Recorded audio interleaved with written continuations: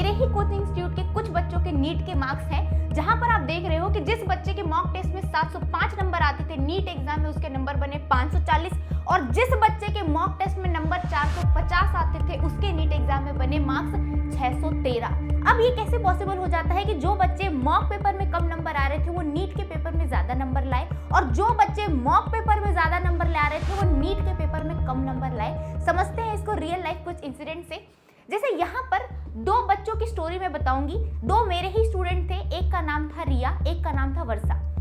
रिया जो थी पढ़ाई में बहुत अच्छी थी, बहुत मेहनती थी, जो भी मॉक टेस्ट देती थी उसके नंबर आते थे 700, 680, कभी कभी 715 भी आते थे। तो हमें लगता था भाई रिया तो एम्स दिल्ली जाना डिजर्व करती है।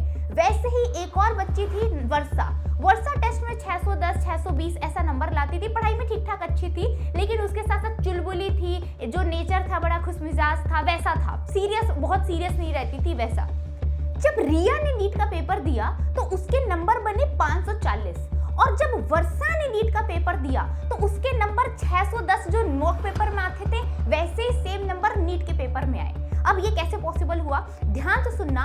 रिया नीट के पेपर के दिन इतना ज्यादा घबरा गई थी, इतना ज्यादा पैनिक हो गई थी कि जितना उसका पोटेंशियल था वो पोटेंशियल वो अपने नीट के पेपर में नहीं दे पाई, कारण उसके नीट के मार्क्स ड्रास्टिकली गिर गए। वो दूसरी तरफ वर्षा जिसने चिल होके नीट का पेपर दिया तो उसकी जितनी पोटेंशियल थी पूरी पोटेंशियल उसने बाहर निकाली, और जितना नंबर वो स्कोर कर सकती थी उतने सेम एग्जैक्ट उतने नंबर स्कोर किए। एक और एग्जांपल देना चाहूंगी। अगेन स्टूडेंट का नाम सेम रिया था। अब जो रिया जिनका नाम है घबराना मत, लेकिन हमारे केस में इस स्टूडेंट का नाम भी रिया था। रिया का सिलेक्शन फर्स्ट अटेम्प्ट में नहीं हो पाया था। क्यों नहीं हो पाया था? क्योंकि उसने OMR आखिर के टाइम पे फिल करना शुरू किया था, पैनिक में आ गई थी, उसके कारण OMR कुछ गलत फिल कर दिए और कुछ OMR फिल करना रह गया, सिलेक्शन नहीं हुआ। दूसरा अटेम्प्ट दिया, लगा कि चलो इस बार सिलेक्शन हो जाएगा, पढ़ाई में बढ़िया लड़की थी। दूसरा अटेम्प्ट एग्जामिनेशन हॉल से निकली, वापस से रोना चालू। क्यों? सेम अगेन गलती, पैनिक हुई, एंड के टाइम पर OMR फिल करना स्टार्ट किया, OMR फिल करा, वापस से OMR फिल करना बहुत सारा या तो छोड़ दिया या तो गलत किया, रिजल्ट वापस से सिलेक्शन नहीं हुआ। अब ऐसा कैसे पॉसिबल हो सकता है कि जो गलती कोई इंसान फर्स्ट अटेम्प्ट में कर रहा है वापस से सेम गलती सेकंड अटेम्प्ट में हो जाए? डर। ये सबसे बड़ा कारण है कि आपने किस माइंडसेट के साथ पेपर दिया, आप कितने काम थे कितने नहीं थे। रिया काम नहीं थी, रिया पैनिक में आ गई, रिया डर गई, और रिया ने वापस से सेम गलती दोहराई। तो इससे ये चीज समझ में आती है कि इसका बहुत बड़ा फैक्टर है तुम्हारे मार्क्स में। अगर तुमने इसको काबू कर लिया एग्जामिनेशन हॉल में तो तुम्हारे नंबर, जितने तुम्हारे नंबर बन सकते थे उससे ज्यादा बन जाएंगे।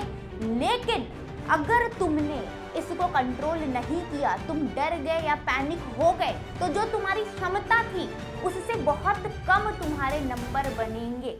तीसरे स्टूडेंट के एग्जाम्पल देती हूँ, नाम था इसका वंदना। बहुत अच्छी पढ़ाई में, मतलब हमें ऐसा लगता था कि यार ये AIR, मैं झूठ नहीं बोल रही हूँ, ये AIR 500 में आना डिजर्व करती है, इतनी बढ़िया स्टूडेंट थी।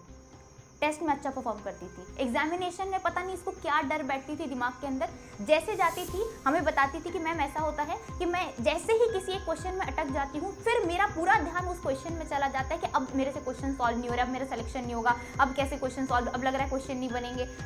पूरा पेपर वहीं पर बर्बाद करके आ जाती थी। 3 अटेम्प्ट दिए, तीनों अटेम्प्ट में सिलेक्शन नहीं हो पाया। बहुत दुख हुआ, बहुत ज़्यादा दुख हुआ कि इस बच्ची का कैसे सिलेक्शन नहीं हो पाया।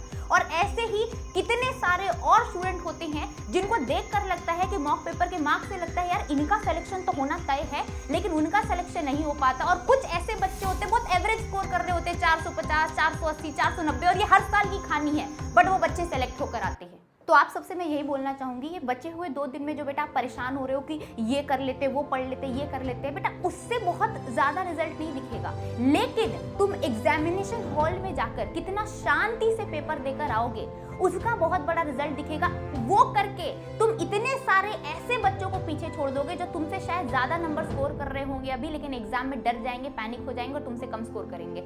लेकिन अगर तुमने शांति से पेपर अटेम्प्ट किया तो जितनी तुम पोटेंशियल तुम्हारे अंदर थी, जितनी चीजें तुम्हें आती थी, तुम सारी चीजों को अच्छे से एग्जामिनेशन हॉल में बाहर ला पाओगे, और ये एक फैक्टर तुम्हें उन सारे लोगों से बहुत ज्यादा आगे कर देगा कंपटीशन। बस इसी के साथ ये वीडियो खत्म करती हूँ मैं, और कमेंट कर देना कि मैं नीट से नहीं डरूंगा।